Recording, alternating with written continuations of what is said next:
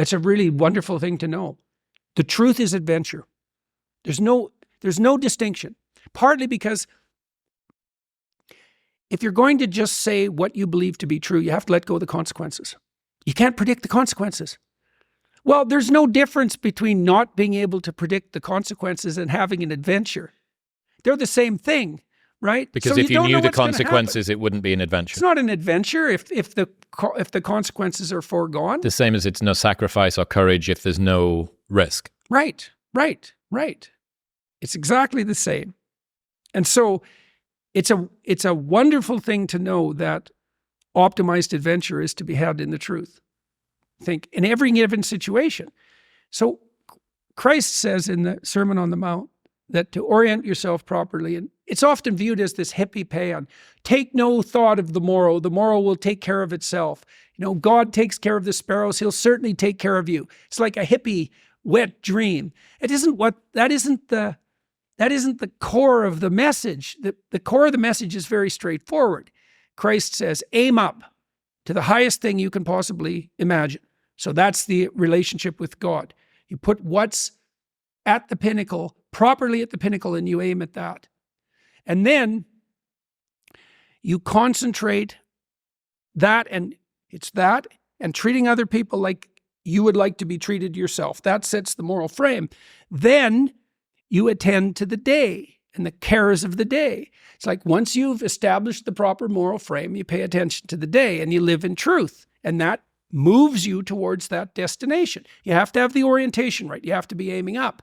But then it's just a matter of, what would you say? Abiding by the truth. That's the logos that sets people free. And that's right. Doing it properly, right? There was one of the other rules that didn't make it into your book. Nothing well done is insignificant. Right. Yeah, well, you accrue. So Christ tells his followers in the Gospels to store up treasure in heaven, not in the places that moths can eat and rust can destroy.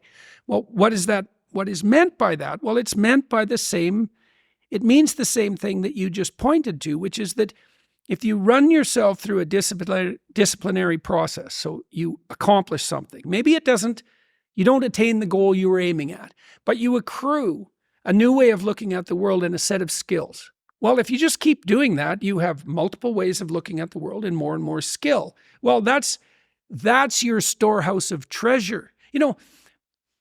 The reason women use wealth as a proxy for attractiveness is because wealth is a proxy for competence. It's not competence because you can be rich and useless. Now, it's not that easy, but it can at least happen temporarily. But women use markers of wealth to assess competence.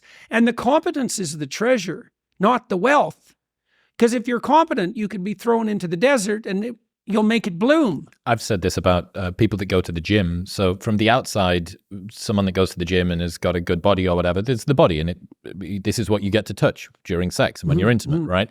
But the story that someone who has a good body tells you about the sort of person that they are is much more important, I think, than the way that it manifests physically. It's someone who is reliable, who is able to overcome hard things, who is self-disciplined. Yeah, it's a marker for just discipline. this whole big, long laundry list of things. They're able to deal with pain and discomfort, which is kind of sexy in a way. And it's the perfect materialist disciplinary strategy, right? Because it's very concrete. Well, you change your body. It's like, is that a spiritual pursuit?